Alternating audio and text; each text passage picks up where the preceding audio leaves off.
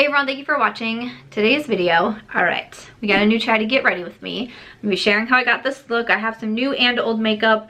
I have the new Tatcha primer that came out, also the new Alpha Bite Size palettes I'm going to be using. And I'm going to be chatting a little bit about influencers, behind the scenes, money, how Adsense works, brand sponsorships, shady brands, getting a manager, all of that fun stuff. I know I've seen these videos popping up recently and I've been getting asked a lot of questions pertaining to other videos that have gone up. So I asked on Instagram in my community tab if you wanted me to do a video like this as well, answering a lot of the questions that I've gotten. And I got a big yes and a lot more questions that came in. So I'm going to link a few other videos down below. I've seen Kelly Gooch do one, Samantha March, Raw Beauty Christie. So I'll have some of those linked in my description box if you want to see even more. This is not a new topic to my channel. I've definitely talked about things like this in the past before. I have a whole mindset and makeup series where I really kind of dive more into this kind of topic. I've done a lot of my Try to Get Ready with me's, especially within the past 8 months, 10 months here, have really been focused on what it's really like being an influencer, things I didn't know, things I wish I knew, and just kind of about like being on the internet in general. So not a new topic to me, not a new topic to the internet, but there were still a lot of questions that came in. So I tried to answer as many of them as I could in here and really touch on some of the topics that it seemed people were most curious about. So I hope that you enjoyed this. I know I chatted a lot. Apologies if the editing is really choppy, but I'm going to try to make this as like to the point as I can. I hope that you enjoy it though. I hope that you take something away from it. Hello. Okay, let's go ahead and get started. So I'm going to start off with my face. I did get sent the new Tatcha primer. This has me very excited. I've never received anything from Tatcha before. And I was pretty curious about this. I mentioned it in a Will I Buy It video and I said I was really interested to try it because it definitely got a ton of hype when the kind of original one came out. And I wanted to try this one more than more of the balm because I don't like to stick my fingers in makeup, which is weird. But that was why I never really wanted to try it out, the first one, because I was like, oh, I don't know, but so many people loved it. So I'm excited to try out more of the liquid form. So there is a pump on it. I have tried it just one other time so far, but I felt like it appeared to be pretty smoothing and like pretty pore filling as well. This definitely isn't a new topic that I'm putting out there, and you know, a lot of people, it seems, are getting more and more comfortable talking about these sort of subjects, which I think is a good thing. I think it's good for viewers, and I really, one of the reasons too that I was especially talking more about financials is to kind of help viewers understand who it is that they're watching, because a lot of you invest a lot of your time in us too and supporting us and all of that, and I just think that there's kind of always been this disconnect between who's behind the camera and who's watching. And you know, if we can just talk more about our experiences or just be a little bit more transparent, I think that's a good thing. But also another really big reason why I wanted to be more open about it is because there seems to be so many questions amongst other YouTubers, and it's really hard because it's not like we all work at one job where we have monthly meetings every single month to talk about the business and what we can do better. We don't have that. It's kind of difficult, and there's definitely things that I wish I would have known before I started YouTube, and things that I just wish were a little bit more out there in the community or in the industry. And you know, hopefully if I can help someone else who's either just starting, thinking about starting, maybe has been doing it for a little bit but is wanting to take it to another level, I don't know, if I can help someone, I think that'd be great, because a lot of the things that I go through in life, good or bad, I like to be able to share about it. I've been a pretty open person for a long time. Again, I've been on the internet and in social media since 2009 as a blogger. I spent pretty much my entire 20s on social media and understanding what it means when you put something out on the internet, sharing stories, all of that. That's just kind of been a part of my platform since I was 20 years old, 21 years old. I asked for some questions and I went through everything. Of course, there was a ton of questions about money, but also what I thought was really interesting was that there was a lot of questions about ads in particular on YouTube, what control. There's a lot of questions over what YouTubers control on their ads, what is out of our control. When it comes to money, I thought that I would break down the different ways that a YouTuber specifically can make money. So starting with AdSense. Now when I started YouTube, which was in 2015, so when I started, the partner program was different. Anyone could join the partner program. You do have to apply for it and different things like that. Anyone could join. It has now changed. I think maybe it was like 2 years ago or so that it changed to you have to have a certain amount of subscribers and a certain amount of watch time. What I'm hearing from other YouTubers is that even when you hit that number, you still have to apply, so it doesn't happen automatically. You still do have to apply, and YouTube, I guess, can take a pretty long time to approve it. So even if you start and then you hit those numbers, then you apply, it can still be weeks and even months, and maybe even longer for YouTube to accept your application and to get you into the partner program. Once you're in the partner program, you link your bank account and all of that. You do have to send in information like your social security number. This is something I thought I would bring up because I've actually had people reach out to me from years ago to weeks ago, asking me, you know, I got accepted into the partner program, but they want my social security number. I don't know what to do. Is that okay? Because it basically is needed for tax purposes, but as long as you are in kind of that Google back end and that Google dashboard and you're filling out all of your information, you will want to provide your social security number, because at the end of the year and for tax time, Google does send you out a 1099 tax form, and you need to use that for your taxes if you do make an income. So that's just something I thought I'd mention because I've had people ask, which is a great question.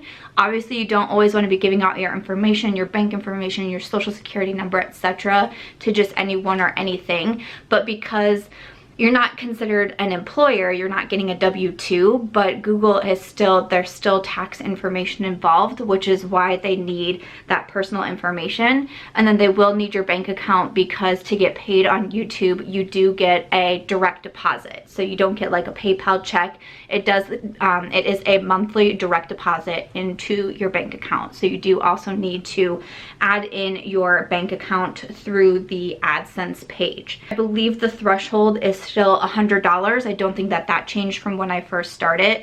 So you have to bank at least $100, then you will get a paycheck. Then it'll start over for the next month. Obviously, it'll roll over. Say you only make $20 one month, it'll roll over to the next month, then you make $40, then it'll roll over until you get to $100, and then there's nothing that needs to be done on your end. It is, you know, again, once you have your bank set up, it is going to be a direct deposit into your bank account. There's a lot of questions on ads and, again, what YouTubers can choose and all of that. So when you can choose to monetize your video, you can choose to not monetize your video. Once you upload a video, and kind of on the back end, you will have a whole monetization screen. So as long as you're approved, you're in the partner program and all of that, you can go into your video, you can click on or off for monetization.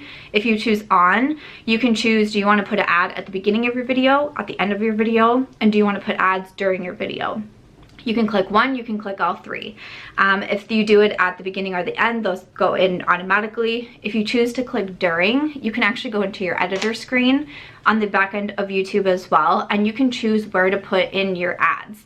Now you do have to have, your video has to be at least over 10 minutes. Again, I believe that is still a thing. I never have a problem hitting the 10-minute mark, let me tell you, but I believe you do have to have your video be at least 10 minutes in order to put an ad during the video versus just the beginning or end, and also decide where you want to put them.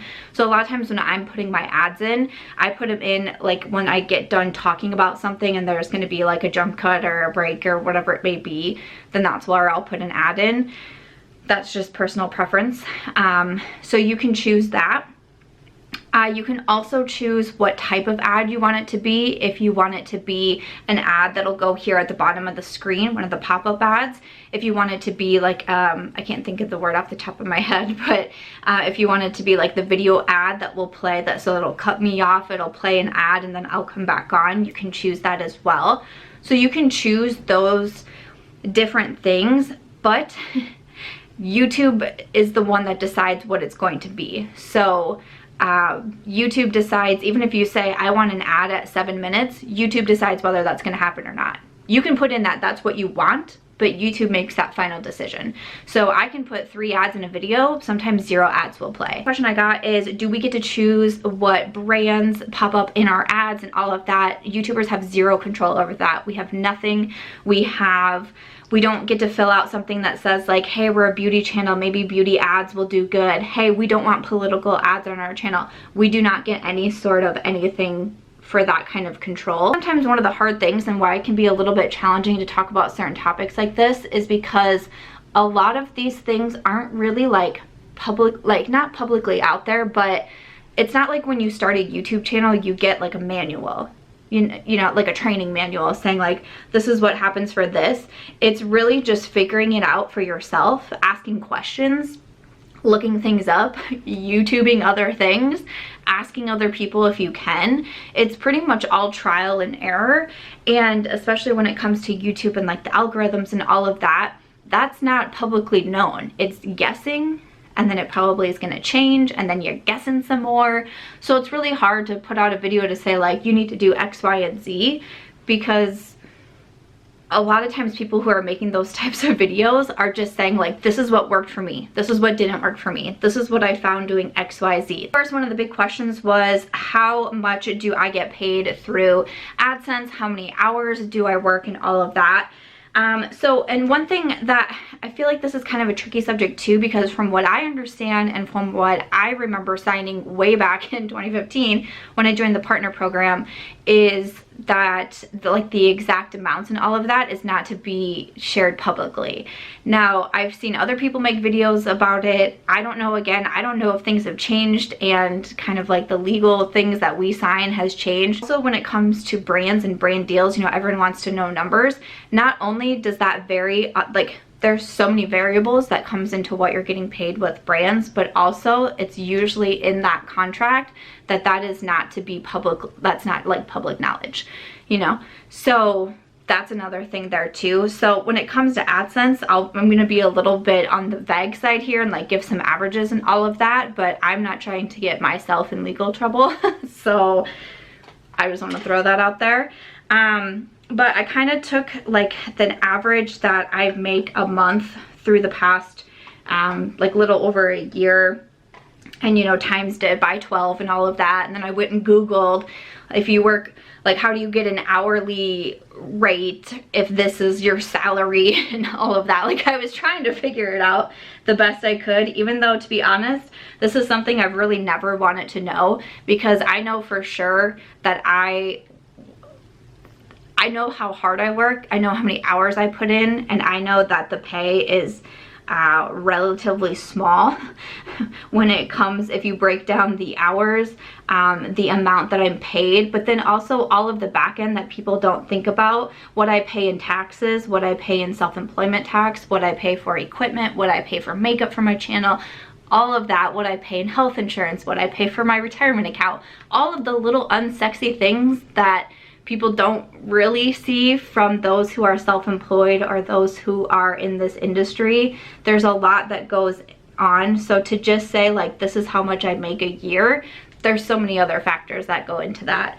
I don't have my taxes back yet for 2019. They have been submitted to my accountant. I am literally saying a prayer every single morning to see how my taxes roll out, but I'll have a bit of a better idea once I get those back. Again, just kind of going off of averages from like what I do earn a paycheck every single month on YouTube. It took about 2 years for me to have that happen.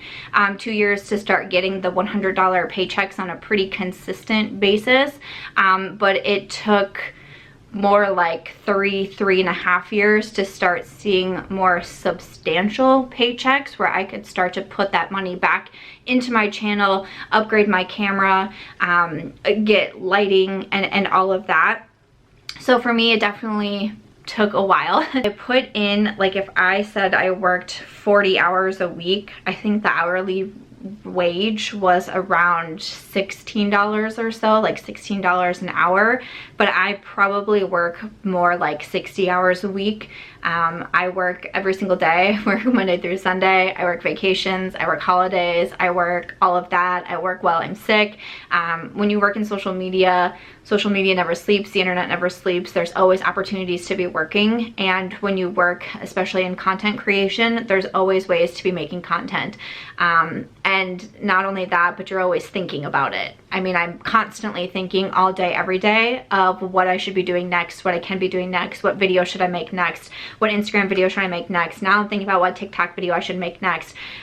There's always something going on, but actual work, I do work from home. I have a home office, and this is what I do full time. I would say that I probably work 60 hours a week, quite honestly, if not more. If I put in probably how many hours I actually work a week, again, speaking for AdSense, I would probably make around, I would say like maybe $11 an hour, $12 an hour, somewhere around there. So when it comes to making money as a YouTuber, I don't think that you can solely rely on AdSense, especially because a part of AdSense too is how many views is that video getting? Is YouTube actually showing the ads that you put on your video, or are they not? Another question that popped up quite a bit was, do YouTubers get more money if like full ads are being watched? So even when the skip ad buttons comes up, if you still watch the whole ad, do we make more?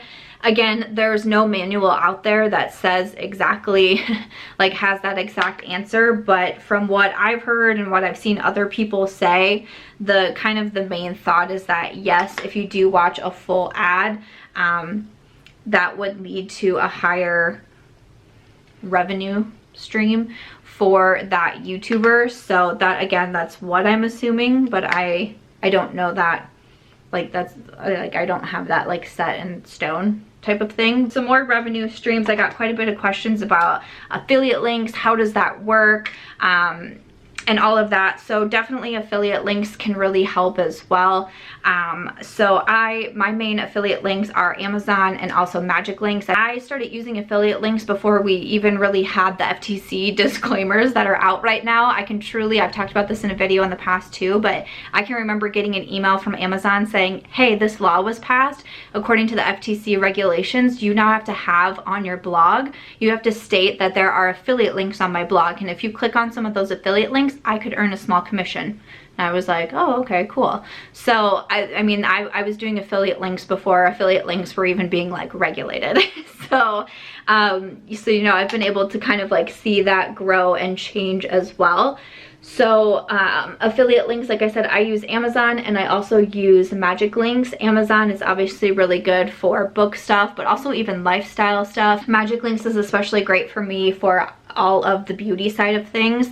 I pretty much use Magic Links to link everything except for brands that I have like an affiliate code with, and they typically have their own program. So like Sigma Beauty, Ofra Cosmetics, I'm affiliates with them. I have a discount code, which is Samantha, at both of them, but they have their own back end, and I get paid for, if anyone were to use my code, I get a percentage of that sale. Also, if I create an affiliate link, so if I go to their website, say I go to the Ofra Cosmetics website, I grab one of their lip glosses, I take that URL, I put it into my affiliate program, and I create an affiliate link, then if you click that link and you buy something, whether it be that lip gloss or whether it be something else, I will get a commission of that whole sale that is made. So that's how affiliate links work. With affiliate links, between all of the different companies I work with, I would say I probably make a couple $100 a month on that. Some months can be better than others. Usually I can see a bigger boost if there's like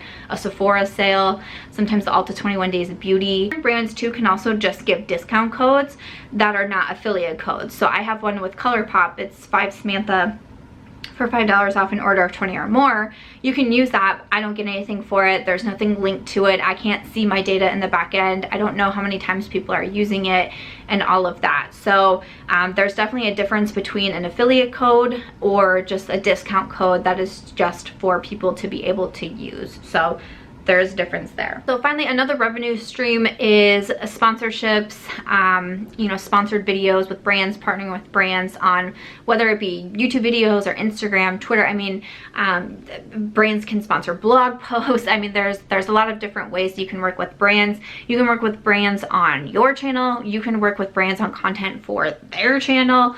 There's a lot of different ways to work with brands. You can work with brands directly.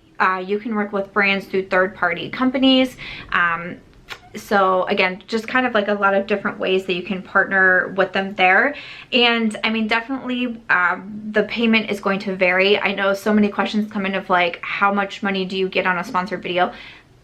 There is going to be so many different variables when it comes to that, because it's going to matter on like what's the scope of work. Are you just doing a YouTube video? Are you doing a dedicated video solely for that brand or that one product that you're talking about? Are you doing an integrated video where you can use other products and other brands? You're just mentioning them. Do they want a mention at the beginning of the video?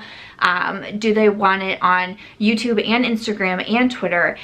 Do they want it just on Instagram? Do they want it just on your Instagram stories? Do they want one photo? Do they want one photo and one video and one story? There's gonna be so many different combinations there, and all factors of the contract really come into play here. What rights do they want? How long do they want to be able to have these rights? Do they want to be able to use your photos and your videos and the content you make on their website, in their emails, for their promotional materials? Are you doing one video with them? Are you going to be doing one video with them over the scope of the next 6 months? Is it, I mean, so again, there's going to be so many different variables that come into play. Obviously the brand is going to come into play. If you're working with a third party, do they take a fee? There's certain third parties that they do take a percentage of what you would make with that brand, so that comes into play. Are you just working together? That's going to come into it. There's a lot of different variables when it comes to working on sponsored videos, and I think one thing that might not be very known with viewers and other YouTubers or influencers who are starting to get into sponsorships is truly how time consuming this is. And not just the actual act of making the videos and sending them for approval and doing re-edits and all of that, but how long it takes to negotiate a contract, how long it can take kind of the back and forth. There's been times where I've had to follow up with brands multiple times to get my payment, because typically what happens is you make an invoice and then you send it to the brand and you'll have a date on there, and that's usually in the contract too, is do you get paid 30 days after posting, 60 days after posting, 90 days after posting? What is it? Your invoice will say a date on there of when you get paid by. There's been plenty of times where that date has come and gone and I haven't seen a payment, so I'm emailing the brand or the company that I'm working with being like, hey, payment was due on this day. It's actually very time consuming to do the negotiations and to make sure everything is correct, because you have to look at all parts of that contract. There's a lot that you have to look at. There's been times where, you know, usually contracts, brands have legal teams that are putting them together. I'm not a lawyer. I don't have a lawyer on hand to be able to look at contracts, so I'm looking at them. I'm having my husband look at them. There's been times where I've had to go back to say, I don't understand what this means. I don't know what this line means. Tell me what that means, because otherwise I can't sign this because I don't know exactly what it is that I'm signing. There's a lot that goes on behind the scenes. So when you see someone getting a sponsored video, I think, to me, there's a lot of pride in that, because typically it means that probably a brand approached them, or maybe the influencer was able to like sell themselves to a brand. I would say for like 99% of my sponsorships, pretty much like 100% of my sponsorships, I'm being approached by brands or by third-party companies to say like, do you want to work with this brand? Honestly, I just don't even have time to be able to go out and pitch myself between all of the different things that I do. I just don't have time to be able to do something like that. So I'm getting asked to work with them. So that's a big deal in itself. It means a brand is finding you and they think that you produce good quality, and you know, they're willing to pay you to work with them. I think that's a really cool thing. But also, especially if you're looking at a smaller influencer and someone who maybe doesn't have a management team or an agent or all of that, to know that they've done all of that themselves, that's a lot of time and energy and effort that they've put into that. And I don't know, I guess I think that it's a pretty cool thing, and it makes me like respect people. So I feel like that's maybe something that doesn't get talked about a lot, so I thought that I would bring that up. For my eyeshadow palettes, I'm going to use these from e.l.f. I have cream and sugar, and then also I think this one is pumpkin pie. So I'm just going to kind of use like a mixture of these. I bought these at Target, and I was really impressed with them. A few things that I mentioned here that I wanted to talk a little bit more about too, going back to ads and the AdSense and all of that.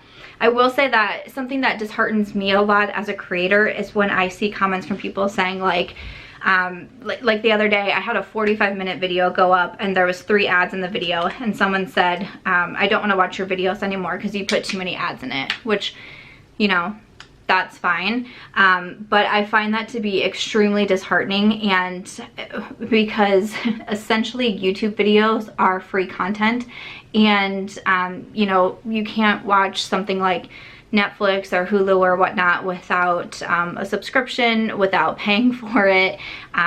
You can't watch your regular TV or your cable without paying for it, and you still have to watch the commercials and all of that. So I don't know why there's this expectation that YouTube videos should also be free.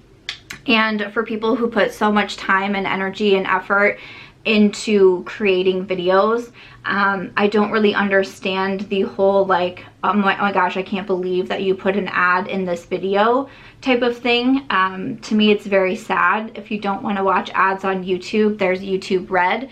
So it's a paid for subscription, but basically it cuts out all of the ads and all of the commercials. YouTubers do still get paid a percentage. So on our back end, we can see kind of like the regular AdSense and then also what came from YouTube Red, because it wouldn't be fair for YouTube to be getting paid to have ads cut out, but the YouTubers not getting paid. I look at YouTubers especially, and a lot of the people I watch, I look at us as entrepreneurs, and I just think it's really unfair to have this kind of like, we shouldn't make money from it, and why that's a thing, because I don't know why someone should have to make free content for other people's viewing pleasure, for other people's entertainment, for other people's knowledge, you know, whether it's reviewing makeup or sharing our experiences or putting makeup on. I don't know why that shouldn't be paid for in some sort of way. And the only thing, you know, if you don't have YouTube Red, the only way that you're paying for those services is by watching an ad. Like, you don't have to pay any money. So it's just one of those comments that every time I see it, whether it be on my channel or someone else's channel, it's extremely disheartening to me, because you're telling someone that even though they put in the time to create something that you then clicked on, you clicked on it, you made the decision to click on it, you're saying that they shouldn't get any compensation for it. That's very confusing to me, and I genuinely don't understand that. Now, if someone had an ad every 1 minute of their video, sure.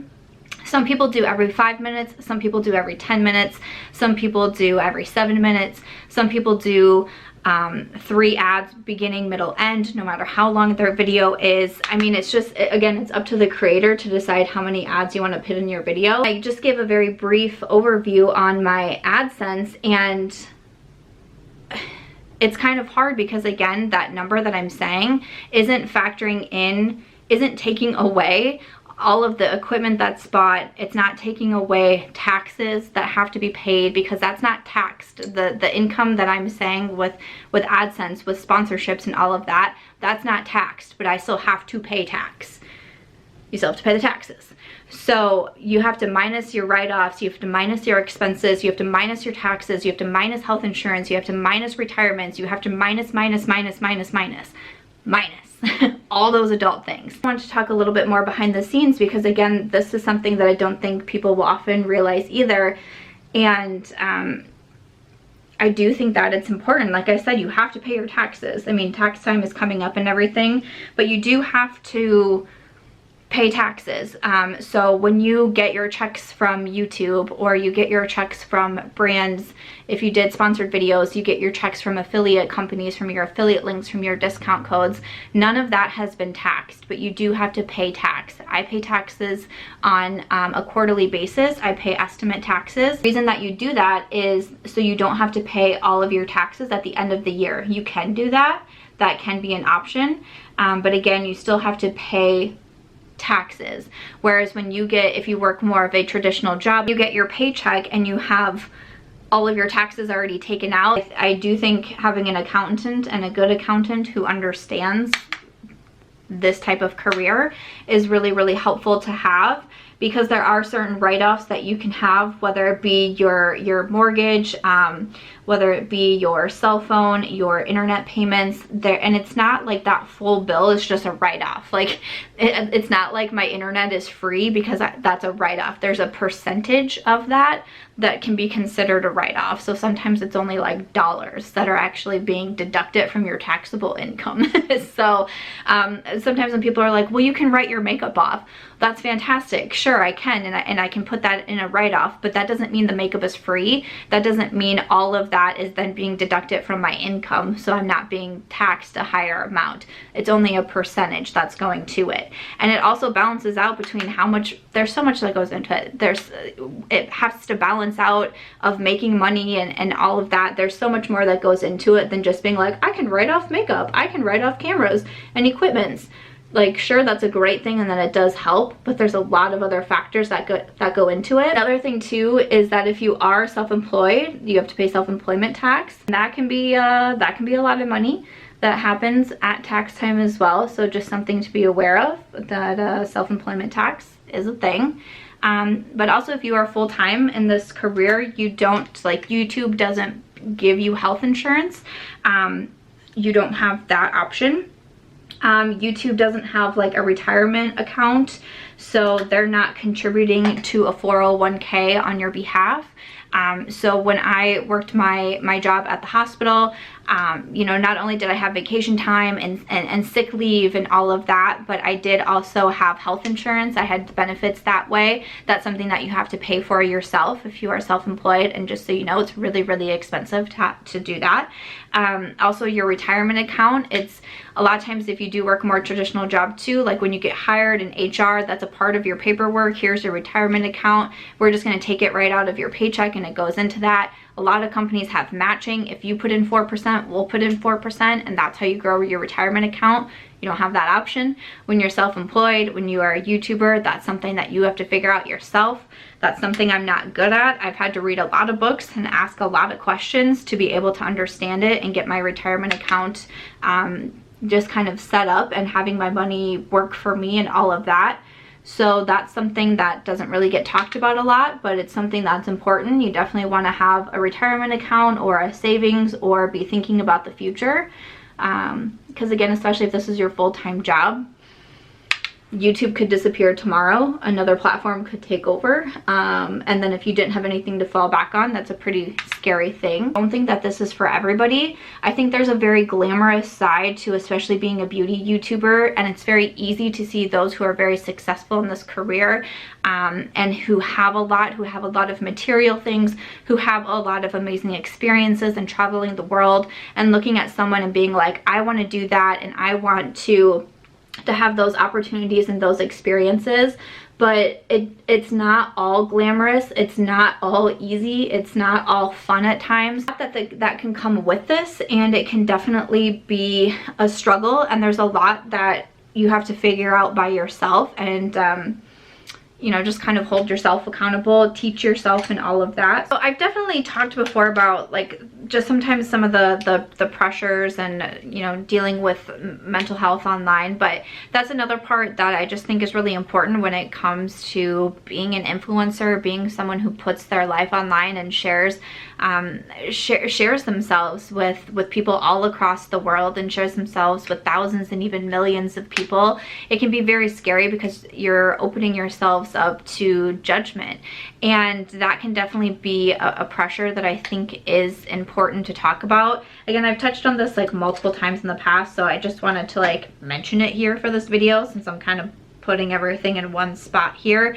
But I think it's sometimes something that isn't as appreciated when you put something online, and especially when you kind of have this career path where people look to you and are really being able to see an inside of your life that not everyone is privy to. I think one thing that can be kind of hard to understand is the things and what you share online and the life that you share online can be so you can share more online than you can even share with people in your real life, with your friends, with your family.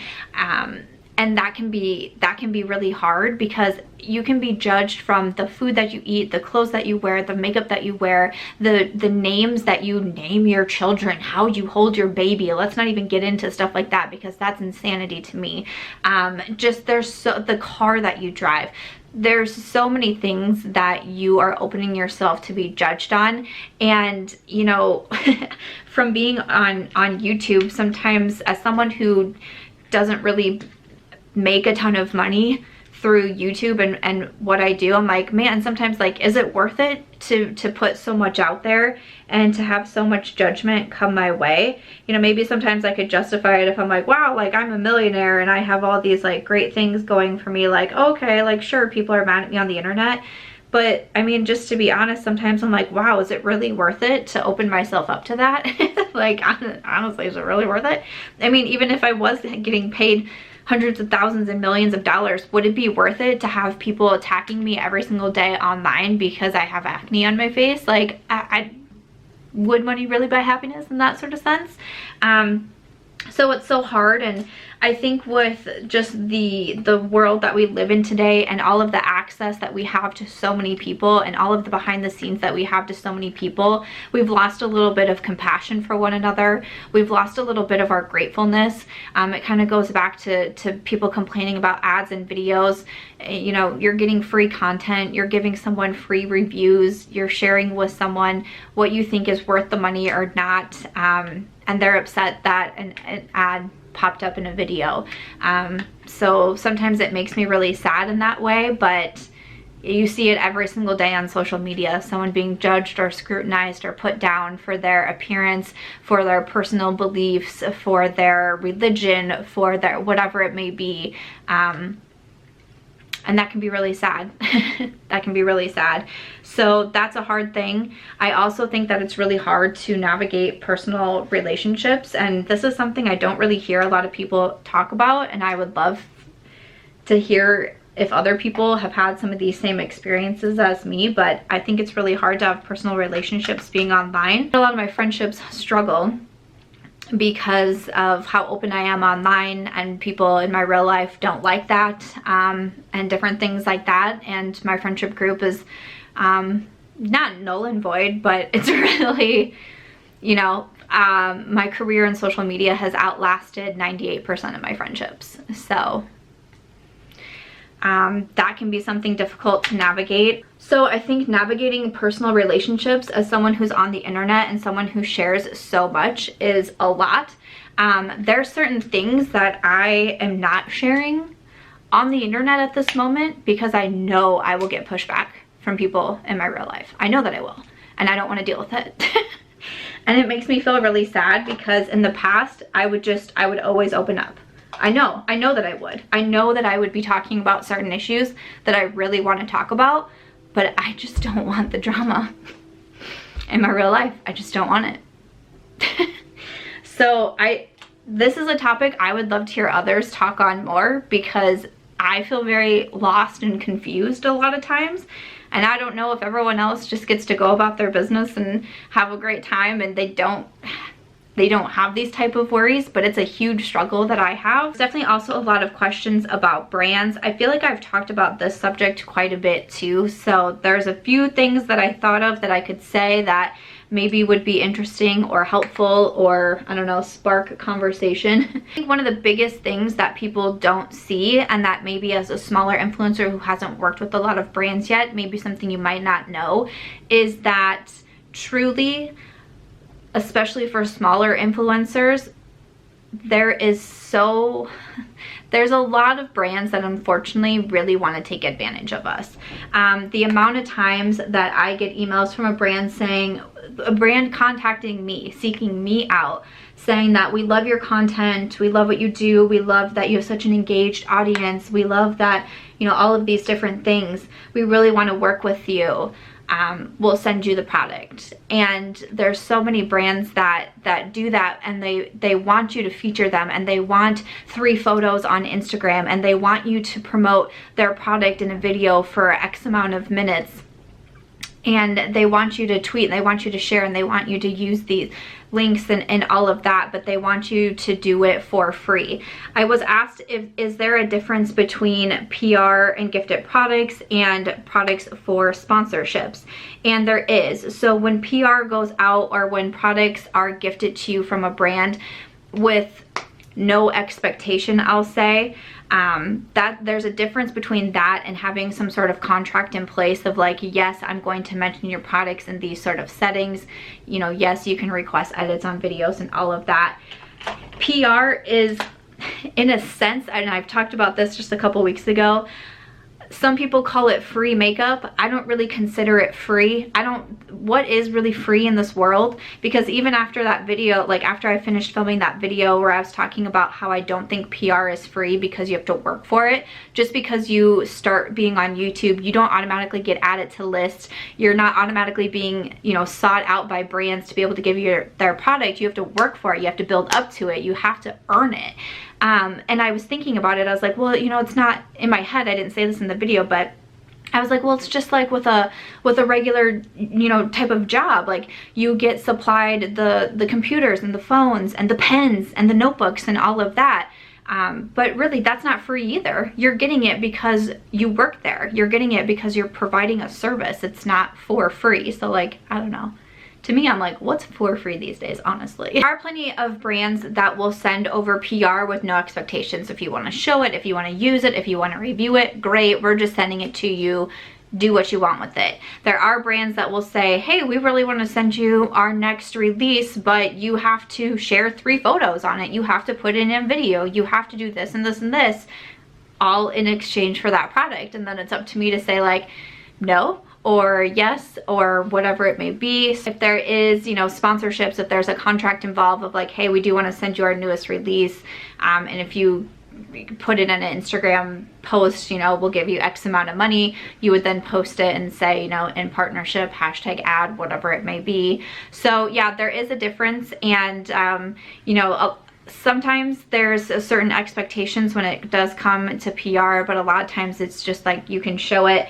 For example, FedEx came when I was putting my mascara on, so I cut it so you didn't hear my dog bark, but like the mascara that I use is from Mavie Cosmetics. I got this in PR. There was no expectation tied to this mascara. Use it, try it, share about it, whatever it may be. This was just sent to me. But guess what? I've put it in a video. I've started talking about it. Maybe some of you have bought this because I have. So that's kind of like what happens when you put out PRs. Maybe you'll see some return on it, maybe you won't. But it's interesting to me, like I just, once again, when people get really upset about like sponsorships and like influencers making money and all of that, the brands make so much money because of influencers. Influencer marketing is a huge industry, and who benefits the most is the brands. And a lot of times the influencers are just kind of in the middle. We're like the middleman. We're working on behalf of viewers and the consumers, and we're working on behalf of the brands. There are, you know, 99% of my videos that I do is not a sponsored video, but I'm still showing products from a brand, whether I got it in PR or whether I bought it myself, and that's free promotion for a brand. That is free promotion for a brand. And again, just like I said, sometimes I notice with my affiliate links, I get more commissions around the Sephora sale time. I know that I'm converting sales for brands, like, so why shouldn't an influencer be making money for that? There's a lot that goes into this, a lot of time and energy, effort, research, knowledge, staying up to date, staying on top of comments, staying engaged with your audience, there's so much that goes into it. So to have this expectation that we should be working for free is something that is very, very confusing for me. I don't understand it. But I also get really angry when brands try to take advantage of influencers, because they get so much free promo and free marketing every single day across all of these beauty videos going up on YouTube. They are making massive amounts of dollars because of influencer marketing. So again, if you think of how many videos go up that include free promotion for the brands, it's crazy. So again, I'm very supportive of entrepreneurs and people who are self-made. Again, I look at a lot of YouTubers as entrepreneurs, as people who started something for themselves, and whether you're super successful now, you're still mid-range, you're still small, whatever it may be, a lot of times you started it and you put in the hard work, you put in the energy, you put in the effort, you put in the time. That's something to be so proud of. That's something to be so proud of. And again, influencer marketing is making millions and billions of dollars for beauty brands who have CEOs who don't have to be scrutinized on the internet every single day, who have CEOs who are just happily making millions in their lovely houses with all of their things and their nice cars and not having to worry about being financially stable, but you don't know who they are and they don't have to come on the internet and prove themselves over and over again. It's very, once again, it just goes back to, it's very scary being an influencer. It's very, very scary putting yourself out on the internet to constantly be judged, to worry about cancel culture, to always be aware of like, what brands can you show? What brands shouldn't you show? What products can't you use? Are you cruelty free? Like, there's all of these different things that go into it. Sometimes it's because we're the ones showing our faces, because we're the ones showing our lives and our backstories on camera, we are the ones that take the brunt. We are the ones that take the force when people are mad. You know, there's people that get mad at me for using a brand that's made a mistake. I haven't made a mistake, but something the brand did or who owned the brand did, they're the one that makes the mistake, but I'm the one that's getting unsubscribed from. I'm the one that's getting Reddit threads posted about me, not the brand, but me. This is something that I've learned, and this is something that I've gone through, because in the beginning, I took on free work. I took on, yeah, you know, I'll do this video only talking about your brand or talking about this product for free, like in exchange for the product. But what that does is that shows brands that there's influencers that are going to work for free, and we got to think of ourselves as a community. One particular story that I want to share about this, I don't think I've said this one online. If I have, I do apologize, but this was a couple years ago. I got approached from a brand. I got an email from a brand saying, we love you, love your work, love your show, you're great, awesome. We really want to work with you. We have a campaign coming up.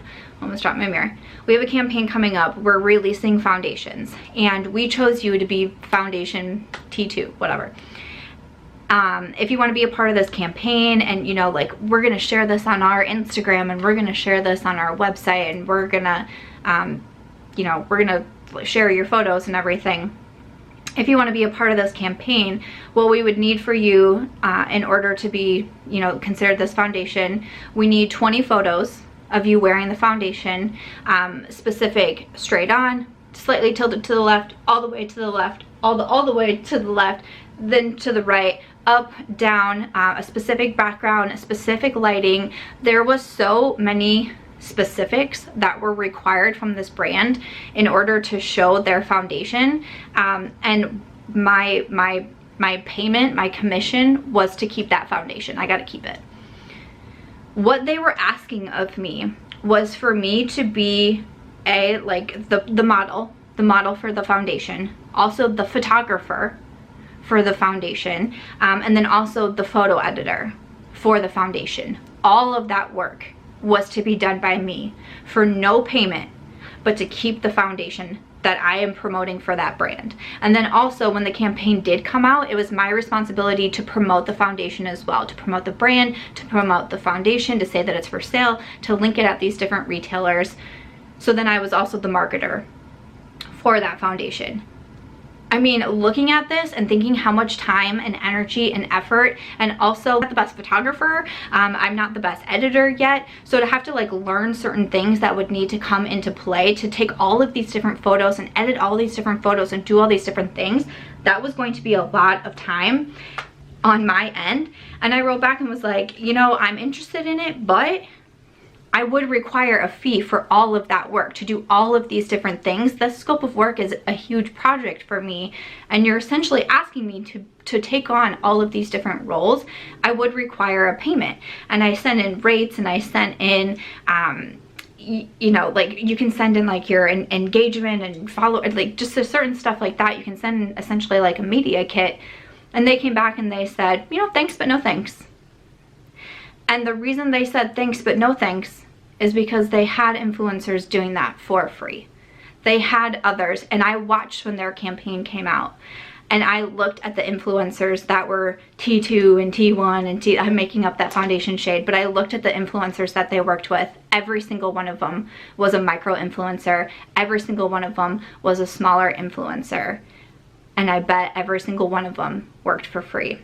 So the reason that they didn't come back and accept my rate and respect me and the amount of time and energy I was gonna put for that brand for their campaign, where traditionally they would have to hire all of those people, but now brands can use social media influencers, I didn't get paid because others took that for free. And I mean no disrespect to anyone who went into that campaign who takes the free stuff, because I have done it too. I have done it too. But it does not help us as a community, as all of us in this together in this industry. It does not help us when we work for free, because when a brand approaches you and wants you to do all of this work for them and you say, yes, but this is my rate, and they say, thanks, no thanks, it's because the next person is taking it for free. Just something I want to throw out there, just food for thought I want to throw out there. I know that there's a lot of questions of how to determine your worth. There's websites out there, Social Blue Book can help. Or I would say honestly, just reaching out to someone that you know and maybe talking to someone else. I've helped a lot of people, hopefully maybe helped people try to understand their rates, because again, there's so many variables that go into it. The scope of the contract goes into it and all of that. It is really, really hard to determine your worth, but you shouldn't have to work for free. And brands that are making so much money off of influencer marketing with a zero line for them, that's something that I don't think a lot of people stop and think about, or maybe viewers maybe don't think about either. So when people get upset about affiliate codes and affiliate links, if you're gonna buy that product anyway, you made the decision to buy that product. You know, yes, maybe you got influenced by me or the next person, and you got influenced, well, you still chose to watch the video, then you still chose to buy that product. So you're gonna give all of your money to that brand and all of that money to the retailer, but not to the entrepreneur, not to the self-made male or female sitting behind the camera that put the work, that tried that product, that bought it themselves, that bought that camera, that put that time in to edit that video. You don't want 10 cents to go to them. You want it all to go to the brand. Just food for thought. just throwing things out there at you today, okay? Okay, I'm gonna put my lipstick on, but I can't actually show you the lipstick, but I really wanna wear this lipstick. So I'm gonna put this lipstick on right here, okay. After my lip is on, that is gonna finish off this makeup look. I just had a few other things to touch on, because I got some questions about like, do I have a manager? Do I have a lawyer? Am I interested in getting a manager? I got some questions about working with an editor, an intern, so I thought I would just finish it off with that, since there was quite a few questions that came in. I do not have a manager. I don't have a lawyer that looks over anything. I've thought about management, especially because, like I said, when it comes to like sponsorships and things like that, there's so much time that goes into it, just negotiating, keeping track of the contracts, keeping track of the payments. It gets to be a lot. I get approached a lot. I got asked if I turn down a lot of sponsorships. I do. I turn down a lot of PR. New brands will reach out to me to say, hey, we'd really like to send you stuff. I say no thanks.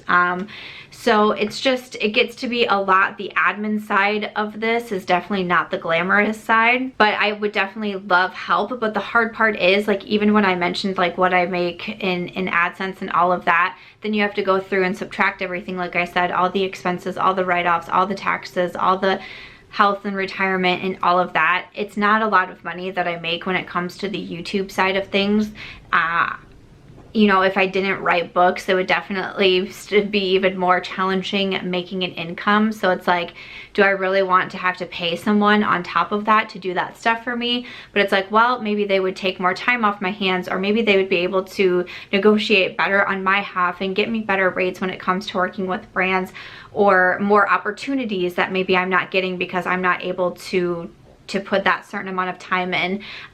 So I've definitely thought about it. I just don't know if I'm there yet because financially I don't know if it makes sense. I got asked a lot of questions of when do you know when it's right to leave your full-time job and things like that. I left my job before I started a YouTube channel because I'm also an author. I've worked at publishing companies, I've worked in freelance, I've owned my own publishing company. So I had already left my job before I started a YouTube channel. Starting YouTube had nothing to do with me leaving a job. So again, but it's going to be very different based on your situation, your financial situation, your family situation. Do you have a partner who works? Do you have, you know, that sort of thing.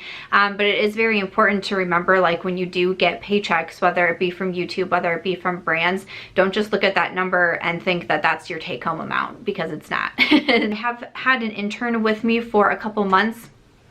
Actually, the town where I live in, they have an internship program through their high school where they actually have a semester where the seniors go out and have internships at places around the town. I was able to get an intern who's interested in beauty and business, and she helped me out for a semester, and then she said that she liked it so much she wanted to keep coming back. I usually have her maybe one day a week for like 2 hours. It's been really nice for me to be able to get that experience, to see if one day I do want to bring on more of like an assistant and all of that, someone who's with me a little bit more often. I have also been dabbling with working with video editors, just to be able to take some time off my hands. I don't think I'm the best editor in the world, so, and it takes a lot of time to edit videos. I typically put out around 5 videos a week, so that's definitely a lot. So I've worked with a couple different editors to help me out, and I do pay them. And you know, that's just a little bit helpful for me too. I know a lot of people have like full-time editors that do every single video. I usually just have 1 video a week that's being edited for me by an editor. That was a lot of information. I'm gonna see the best way I can edit this all together to make sense. Hopefully I got everything. I had a lot of notes written down, a lot of your questions that I was trying to answer, and I think sometimes it can be kind of hard to make these videos, and sometimes I honestly don't look forward to it, because I feel like when you explain behind the scenes and you explain about hardships, it can come across as like complaining, or, you know, I get comments of people saying like, will you choose to do this and all of that, and I do. I choose to do this. I've chose the life of social media for over a decade now, and I love it. I love what I do. I see the positives and the negatives, but for me, most days I'm able to have the positives far outweigh the negatives. So it is what I choose to do, but I don't think that there's anything wrong with trying to have transparency and trying to show other people what it's really like behind the scenes. I think it'd be really interesting to know some of the behind the scenes stuff that goes on with other industries too, but maybe they're not as public or as visible as someone like a social media influencer. This is still a very new career. This is still a very new thing. Not everyone really understands it. So I feel like there are a lot of questions that come with it. So again, it's kind of hard to film because I don't want to come across as like boo us or complaining, but I think that there can be a lot of misconceptions. I think that there can be just a lot of questions. There can be a lot of knowledge that isn't really out there. So I really commend and respect people who come on and open ourselves up a little bit more, because while we might be helping some people and giving clarity in some situations, it is a known thing that we're opening ourselves up for more judgment and for more people to kind of poke and prod at us. Again, I hope this wasn't too negative, but I know that I've been talking for a long time. I hope that you enjoyed this look. I will link everything that I use in the description box if there's anything that I didn't mention. If you guys do have any other questions for me, or if you'd want to see another video on this topic and you have some specific thoughts or ideas, please do just let me know in the comments. Again, I hope that you found this helpful. If you did, make sure to give it a thumbs up. I hope that you also consider subscribing before you go, and I will see you in my next video. Bye.